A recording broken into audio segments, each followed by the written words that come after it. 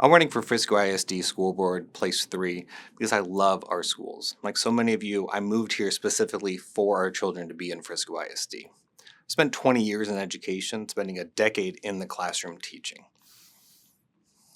I've got a first grader currently in the school district, and also I'll have a kindergartner next year. So I'm dedicated not only to today, but also the future of the school district.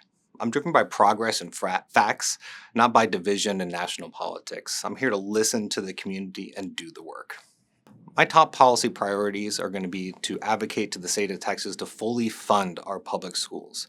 Right now in Frisco ISD alone, we've got a $60 million funding gap with mandated services that we're required to do just in special education, transportation, and safety and security. If the state could fill that gap, we would have so much more opportunity for compensation and for student outcomes.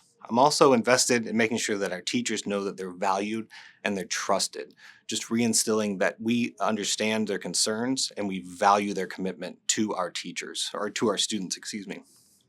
Also, in meaningful engagement with the community, making sure that our stakeholders in the community know that they're valued and heard. And if we don't have an answer to their question right away, making sure they know that we're working towards those answers. Success can be measured in many different ways. Of course, student outcomes and metrics in terms of academics is a great one. And by every metric, both nationally and statewide, we blow those things out of the water. But also, how is the health of our programs outside of the classroom? The student opportunity model with all the different fine arts, music, athletics. If these programs are healthy and achieving at high levels, we know that we're doing a good job at the whole education of the student. We can also look at teacher retention and recruitment. We know that there's a lot of nuance involved in these things, but they're also leading and lagging indicators of the health and of the success of our workforce.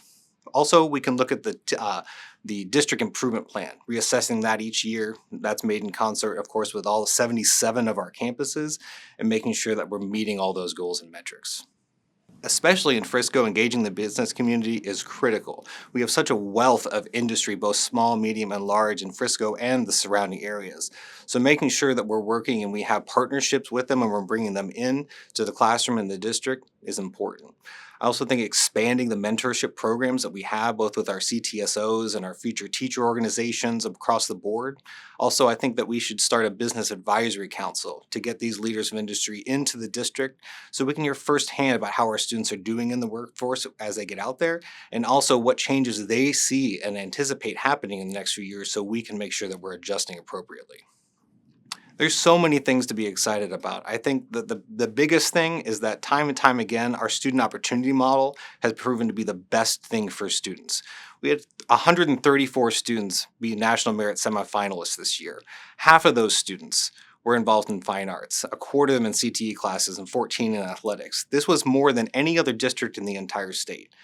Our sports teams and individuals compete at national levels consistently. We had 56 all-state musicians, and our community has been a premier community for theater for the last 3 years.